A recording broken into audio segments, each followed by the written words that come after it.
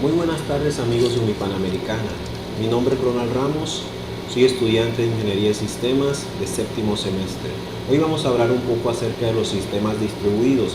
Los temas que vamos a tocar son los modelos de comunicación, modelos distribuidos, arquitectura de la Internet, arquitecturas como CORBA, SOA, RMI y también vamos a hablar un poco acerca de los sockets. Los modelos de comunicación. Los sistemas distribuidos necesitan tener una comunicación segura y eficaz. En un sistema distribuido no existe la memoria compartida como sucede con la mayoría de sistemas convencionales. Por ello, la naturaleza de la comunicación entre los sistemas distribuidos debe replantearse por completo. Los procesos para comunicarse en un sistema distribuido deben apegarse a las reglas que conocemos hoy en día como protocolos de comunicación, entre los cuales interactúan también el modelo OSI, del cual vamos a estar hablando más adelante. Para los sistemas distribuidos en un área amplia, estos protocolos toman frecuentemente la forma de varias capas. Las capas del modelo OSI son 7 capas. Y cada capa tiene su propia meta y tiene sus propias reglas, pero tiene también protocolos que interactúan entre ellas para lograr una comunicación segura y eficaz. Entre las capas y los protocolos, los mensajes se intercambian de diversas formas, existiendo muchas opciones de diseño al respecto. Una importante opción es lo que conocemos actualmente como un procedimiento remoto. Muchas personas, los que estamos constantemente en internet o en sistemas, hemos utilizado aplicaciones que tienen como LogMain o como TeamViewer. Estas aplicaciones utilizan protocolos para permitir que cualquier persona pueda poseer o pueda interactuar en una máquina desde otro lugar, sin estar físicamente delante de la máquina como tal. Eso lo permiten los protocolos y gran parte también el modelo OSI, que la información pueda viajar, que lo que nosotros necesitamos pueda llegar a donde la información pueda llegar a donde nosotros necesitemos que llegue esa información. Las capas del modelo OSI. El modelo OSI está diseñado para permitir la comunicación de los sistemas abiertos. Un sistema distribuido es un sistema abierto. El modelo OSI distingue entre dos tipos generales de protocolos. Está el protocolo orientado hacia la conexión, donde tenemos un emisor y un receptor. Antes de intercambiar los datos, el emisor y el receptor necesitan establecer una comunicación o necesitan establecer una conexión libre y eficaz. Esta es la conexión o orientado hacia las conexiones. Ahora también tenemos otros protocolos que son sin conexión, donde no es necesaria una configuración de antemano. El emisor transmite el primer mensaje cuando está listo. El depósito de una carta en un buzón es una comunicación sin conexión. Muchos de nosotros hemos trabajado con aplicaciones como Outlook, cuando podemos guardar un mensaje o una información en nuestro computador localmente. Estamos utilizando este tipo de protocolos sin conexión. Había dicho anteriormente que el modelo OSI se compone por 7 capas. La capa más baja del modelo OSI es la capa física. Cuando nosotros escuchamos hablar de la capa física, inmediatamente estamos entendiendo que se está hablando sobre los aparatos físicos que conforman o permiten que nuestra información viaje a través de la red. Podemos hablar sobre cables de red, puede ser un cable RJ45, podemos hablar de un switcher, un módem.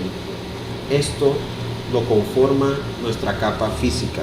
Pero la capa física, como lo decía, es la capa más baja del modelo OSI y se encarga de la transmisión y recepción de bits. Eso es la función de la capa del modelo OSI. Describe las interfaces eléctricas, describe el mecanismo y el funcional al medio físico y lleva las señales hacia el resto de las capas superiores. Por eso vemos aquí en el dibujo, es la primera capa, es la capa más baja del modelo OSI. También tenemos la capa de enlace de datos.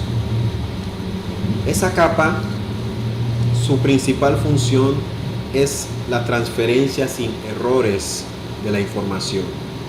Nos permite transferir constantemente la información de un lugar a otro y va a estar constantemente interactuando para que no se produzcan errores mientras esa información se esté transmitiendo. Establece y finaliza el vínculo lógico entre dos nodos o dos computadores. Controla el tráfico de la trama, indicando el nodo de transmisión que de marcha atrás cuando no hay ningún buffer de trama disponible. Hay una capa muy importante que es la capa de red, que nos va a ayudar con el direccionamiento y lograr un mejoramiento de la ruta por donde va a viajar la información. La capa de red controla el funcionamiento de las subredes. ¿Pero qué es una subred? Una subred son un método para maximizar el espacio de las direcciones IP. Cada computador en mi red necesita de una dirección IP.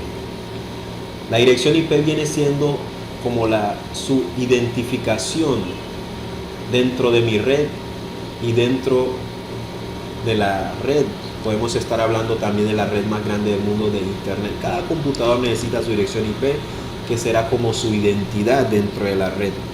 Las subredes nos permiten lograr adecuar muchas más redes. Por ejemplo, tenemos una red de 50 computadores. Vamos a necesitar algunas subredes para poder aplicarle direcciones IP a cada una de esos computadores. Pero la capa de red controla el funcionamiento de la subred, como lo venía diciendo anteriormente, diciendo qué ruta de acceso físico deberían tomar los datos en función de las condiciones de la red. Muy importante esto, porque nuestra información puede viajar por muchas rutas, pero la capa de red va a distinguir entre la ruta más exacta, más eficaz para que esa información pueda viajar de forma rápida y eficaz. De esto se ocupa la capa de red. Tenemos la capa también de transporte, que de alguna u otra manera interactúa o está enfocada también al funcionamiento de la capa de red, porque esta controla las conexiones de extremo a extremo. Muy importante esto, controla las conexiones de extremo a extremo. La capa de transporte garantiza que los mensajes se entreguen sin errores. Es la principal función, en secuencia y sin pérdida o duplicación de información. Libera a los protocolos de capas superiores de cualquier cuestión relacionada con la transferencia de datos entre ellos y sus pares. De esto se encarga la capa de transporte, que la información se entregue sin errores y sin duplicación de información. Algunas veces hemos visto cuando estamos trabajando en internet que la información, cuando tenemos tal vez una información compartida en la red y queremos acceder a ella, muchas veces no nos permite acceder a ella o simplemente se demora. Ahí estamos viendo en funcionamiento la capa de transporte. Es la capa que se encarga de permitirnos acceder a esa información, copiarla y pegarla en otro computador o pegarla en nuestro computador personal. Eso es el funcionamiento de la capa de transporte. La capa de sesión es la quinta capa del modelo OSI y se encarga de la comunicación entre hosts. La capa de sesión permite el establecimiento de sesiones entre procesos que se ejecutan en diferentes estaciones. Trabaja de la mano con la capa de presentación, porque la capa de presentación hace una representación de esos datos. La capa de presentación da formato a los datos que deberían presentarse en la capa de aplicación Se puede decir que es el traductor de la red de alguna otra manera. Nos permite poder leer esa información que está en bits o que simplemente está en un lenguaje que tal vez no podríamos entender.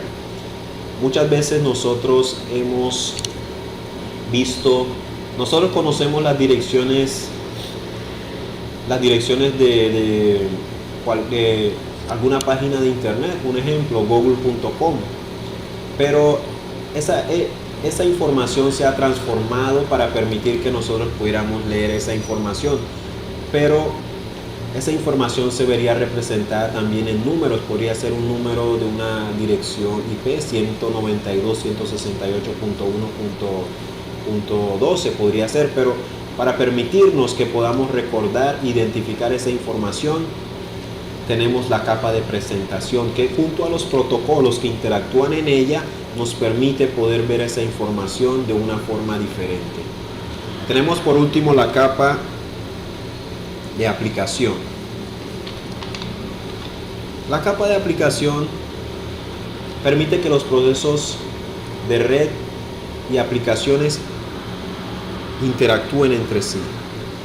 Vamos a hablar acerca de la capa de presentación de una forma un poco más amplia, porque es una de las capas más importantes para lo que estamos tratando de entender el día de hoy, que son los modelos distribuidos.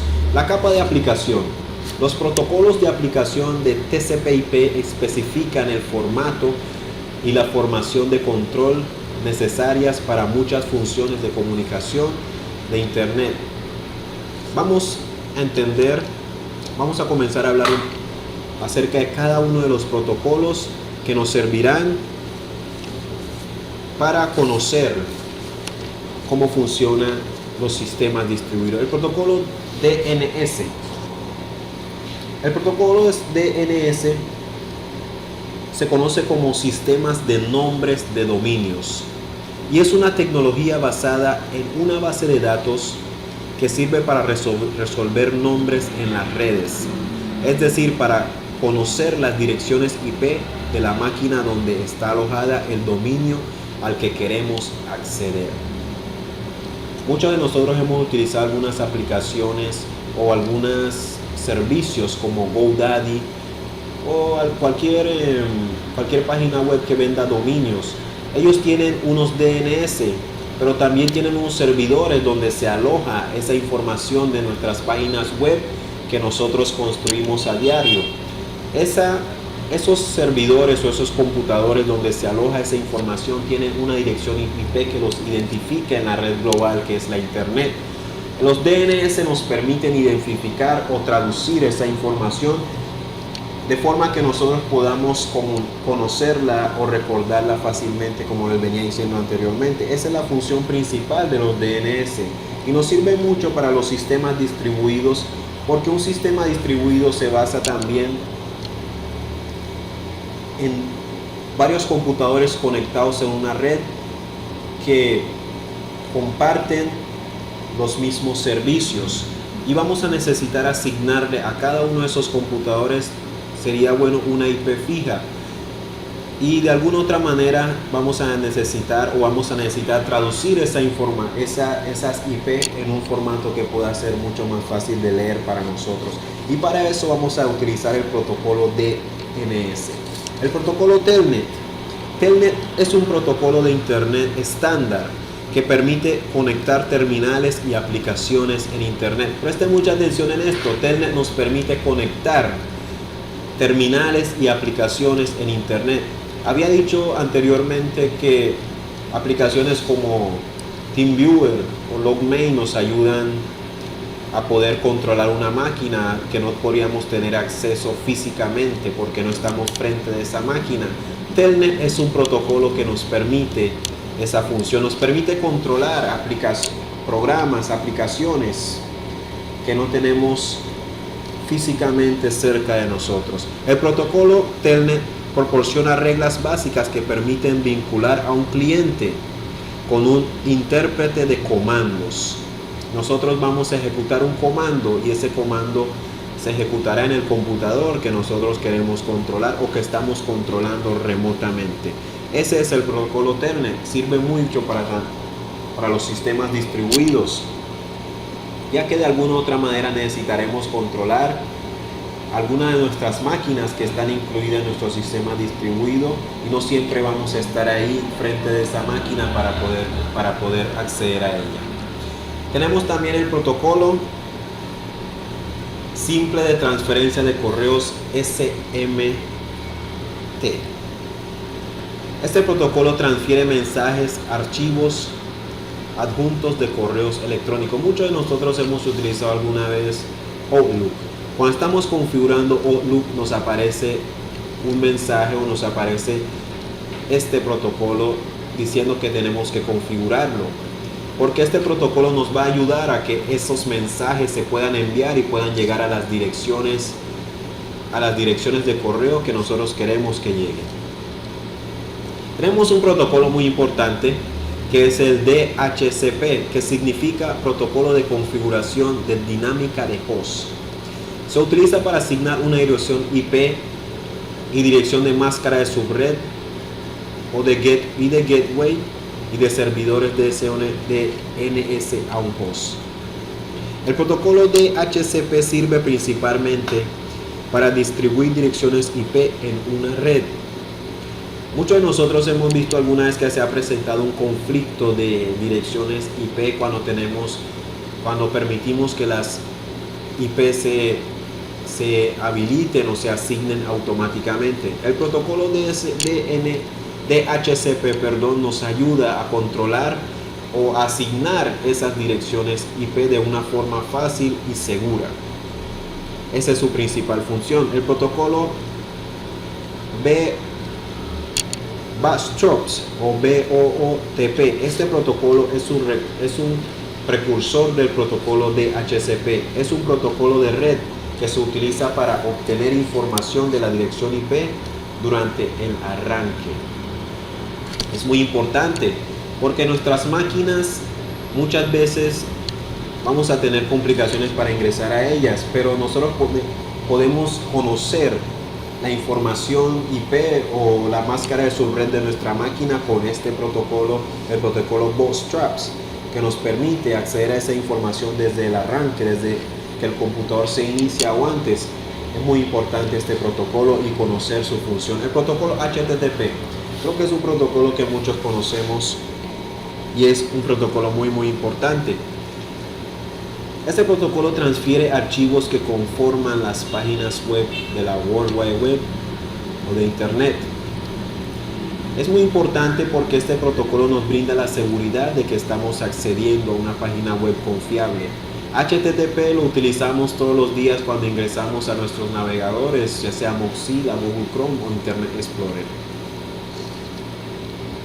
Protocolo TFTP, protocolo trivial de transferencia de archivos. Se utiliza para la transferencia de archivos activos sin conexión. Protocolo FTP. Muchos de nosotros hemos utilizado aplicaciones como FileZilla, que nos sirven para transferir información hacia un DNS o una web para que sean visibles en mi página web. Este protocolo se utiliza para la transferencia de archivos que interactúan entre sistemas. También conocemos el protocolo de oficina de correos, POP. Es un protocolo que utilizan los clientes de correos electrónicos para recuperar el correo electrónico de un servidor remoto. Y por último, el protocolo de acceso a mensajes de Internet, IMAP.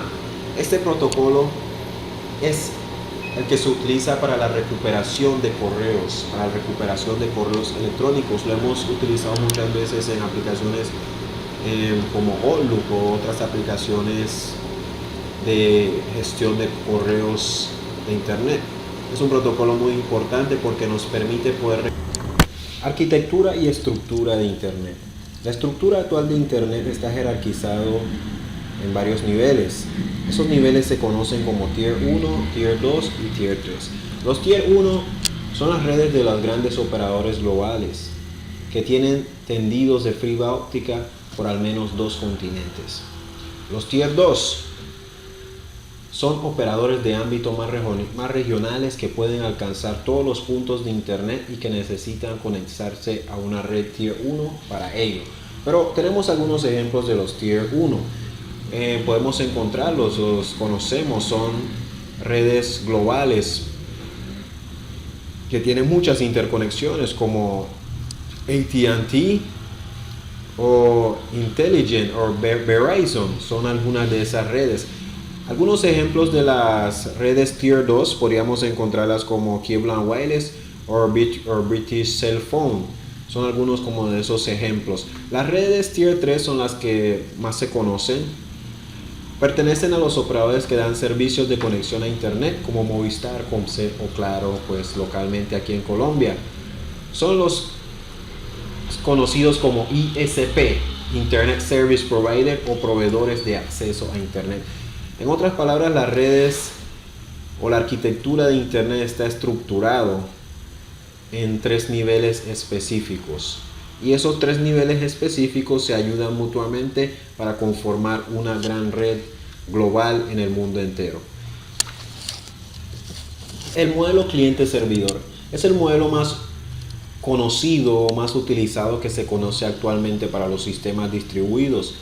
El modelo cliente-servidor se basa en el protocolo en solicitud y respuesta. Solicitud y respuesta. Un cliente, un computador o un nodo hace una solicitud y el servidor ofrece o da esa respuesta. No es complejo y orientado a las conexiones con el modelo OSI. El cliente, como les dije actualmente, el cliente envía un mensaje y el servidor contesta ese mensaje. Es el modelo más utilizado actualmente para conformar un sistema distribuido, ya que se basa en una forma así muy simple de operar. Tenemos varios computadores en una red y tenemos un servidor a donde esos computadores tendrán que realizar sus peticiones, y nos permite gestionar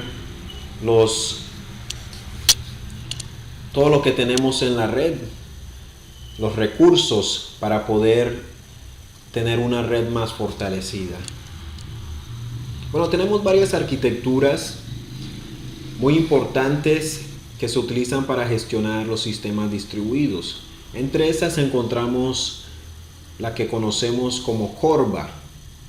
CORBA fue definido y está controlado por Object Managers Group, o el OMG, que define las APIs, el protocolo de comunicación y los mecanismos necesarios para permitir la interoperabilidad entre diferentes aplicaciones escritas en lenguajes y ejecutadas en diferentes plataformas. Escuchen muy bien, permite la interoperabilidad entre diferentes aplicaciones, permite que diferentes aplicaciones se conecten, es que diferentes aplicaciones que están escritas en diferentes lenguajes y estas se puedan ejecutar en diferentes plataformas. Es muy parecido al sistema SOA, pero tiene sus propias características y funciona con sus propios protocolos. Encontramos también la arquitectura RMI. Esta arquitectura tiene una complejidad que está construida y maneja el lenguaje Opera o lenguaje Java, lo que nos dice que solamente va a poder operar en aplicaciones o sistemas que manejen ese mismo lenguaje. Esa es como la falencia que le podemos encontrar o que tiene.